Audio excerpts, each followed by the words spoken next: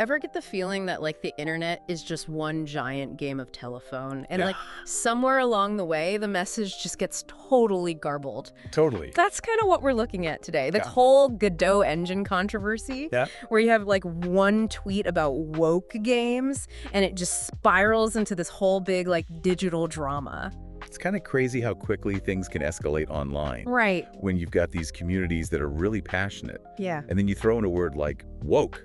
Right. It's like it's a recipe for things to get a little out of hand. Yeah, you practically guarantee some fireworks. Exactly. So for those who somehow missed this whole thing, can you, like, set the stage for us? Sure. What exactly happened here? Okay, so it all started with this viral tweet. Sure. This developer implied that games that are built using existing engines, popular ones like Unreal Engine, couldn't be woke. Really? Yeah, like there was something about the tools themselves that inherently went against that label. It seems like kind of a weird thing to say. Right. Like, I don't know. It's a strange connection to make. Yeah, like equating your game engine to some kind of, like, ideological stand. Exactly. Wild. But again, it's Twitter, so Yeah, that's par for the course, I guess. pretty much. So, okay, so we got developers arguing about Unreal Engine and woke games. Right. Where does Godot fit into all of this? Well, that's where things get really interesting. So Godot Engine sees all this going down, Okay. and they decide to jump into the fray. And just for those who might not be familiar with it, what is Godot Engine exactly? All right, so Godot Engine is a really popular open source engine, Okay.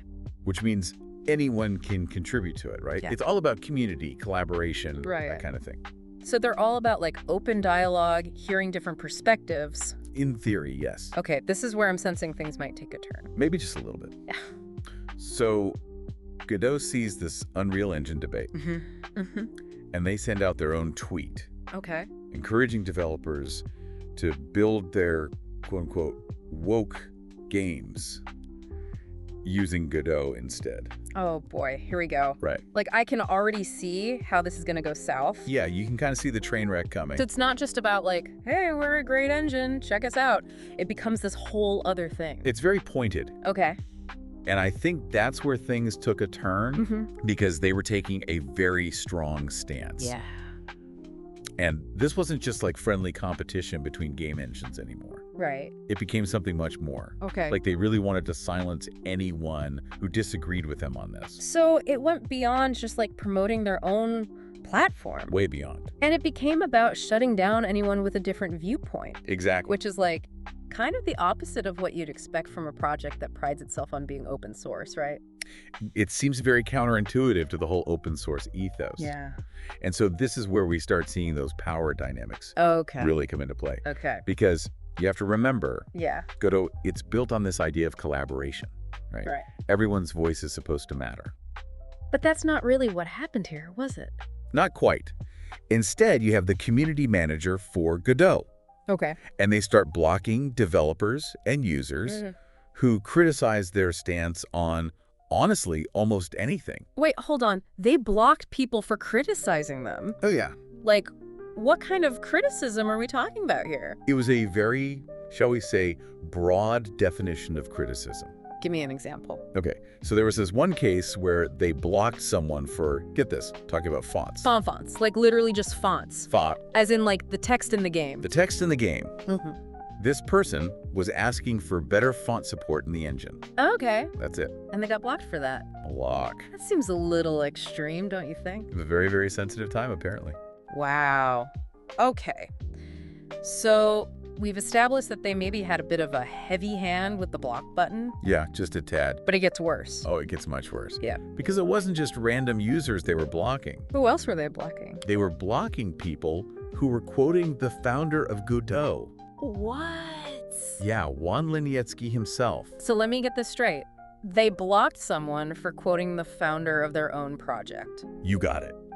What? It was wild. Okay, but what was this founder quote that was apparently so offensive that it warranted a blocking? Well, Linietsky, he's actually on record saying that he thinks putting political labels on groups of people is counterproductive. That's it.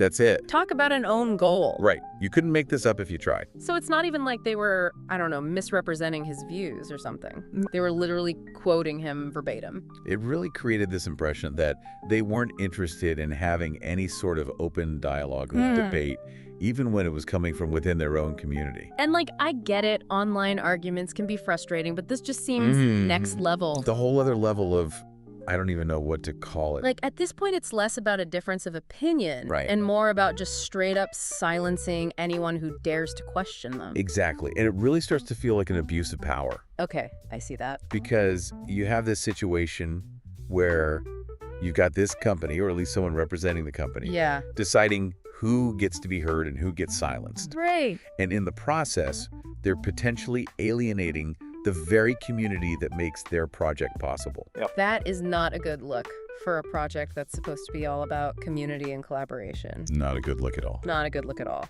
And it gets even worse from there. Oh, yeah. This is where things really go off the rails. Okay, tell me more.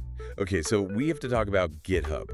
GitHub. Okay, so for those of us who aren't like coding wizards, what is GitHub exactly? Right, so GitHub, it's basically this online space where developers can store their code and they can collaborate on projects. Right.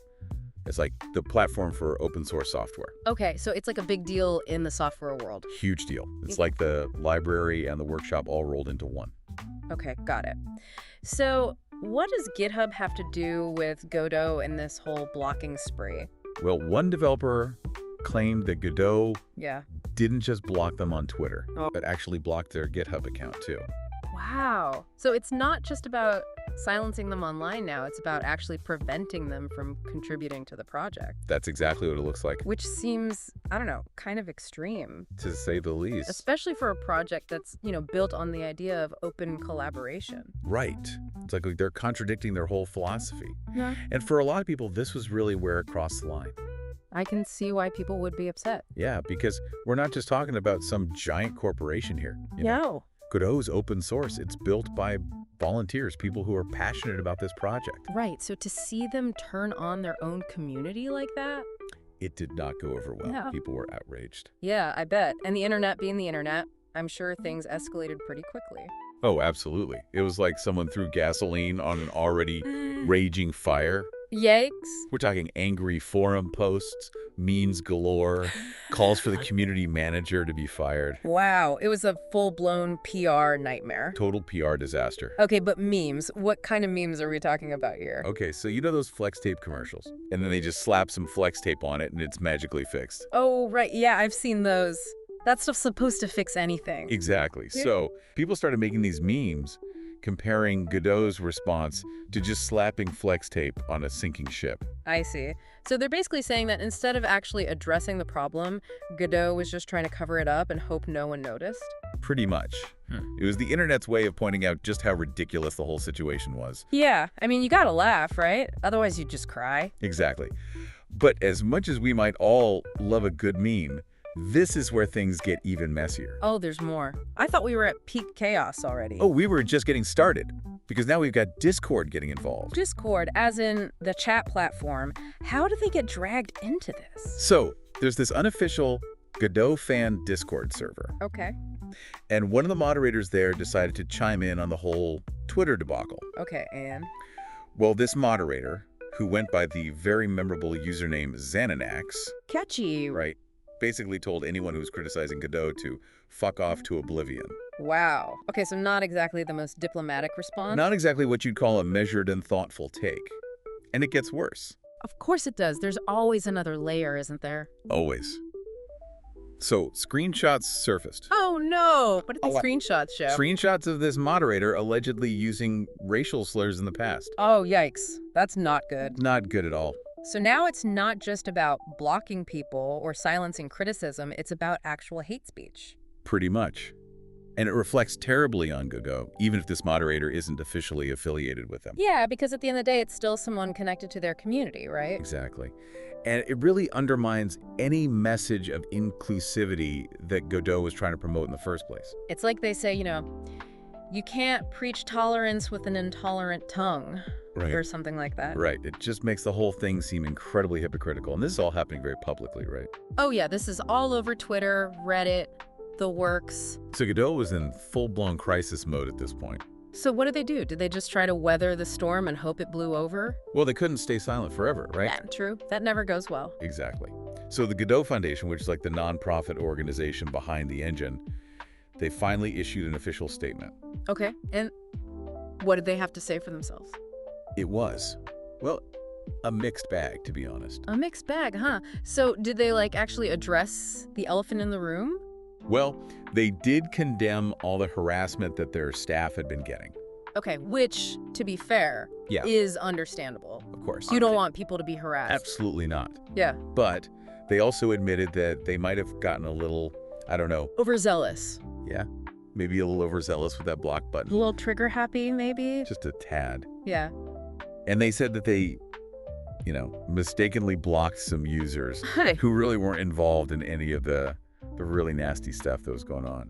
Yeah, they say sometimes it's better to just stay quiet and seem clueless than open your mouth and remove all doubt, right? It's a classic for a reason. So what about the Discord moderator? Did they address that whole mess? Yeah, they did try to distance themselves from that situation. Okay. They made it clear that this person was not affiliated with Godot. Right. In any official capacity. Which, I mean, it is true, but it felt like the bare minimum at that point. Yeah, like, we don't pay this person, so it's not our problem. Exactly. Like, okay, fine, but it still reflects on your community, right? Absolutely, and I think people were looking for a bit more accountability than that. Yeah. For sure. It's like you can't just disavow responsibility every time someone waves your banner while they're, being awful. Exactly. Yeah. And that's something that a lot of online communities are grappling with. Mm-hmm. For sure. Right. This idea of, like, how much control do you have? Yeah.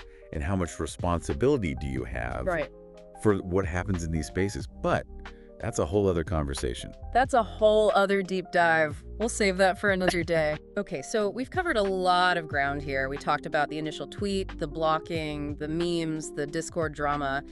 It's been a wild ride. But let's zoom out for a second. What does all of this tell us about online discourse? About how we talk to each other, especially in a space like game development, which, let's face it, can be pretty passionate sometimes. Yeah, good point. Like, what are the bigger takeaways here beyond just this one specific incident? Well, I think this whole thing highlights the power of words, right? Especially online. Oh, for sure. It started with one word, woke. Yeah, which is supposed to be a good thing, right? Exactly. Like, it's supposed to be about inclusivity and social justice. Right. But it's become such a loaded term, it gets thrown around so casually. Yeah, it feels like it's lost all meaning at this point. Right. And it's used as a weapon to shut down conversations instead of starting them. Totally. And I think that's something we see all the time online, not just with this one word, but just in general. Absolutely. People are so quick to judge, so quick to attack. Yeah. They don't even take the time to listen to what the other person is actually saying. And it's a shame because I do think there are important conversations to be had about, representation, about inclusivity in games and tech in general. Absolutely. And those conversations deserve to be had respectfully. Yes. With nuance. With empathy, with a genuine desire to understand different perspectives. Exactly. And I think that's what was missing in this whole Godot situation. Agreed. It felt less like a dialogue and more like a shouting match. Right. Nobody was listening. They were just trying to score points and silence anyone who disagreed with them.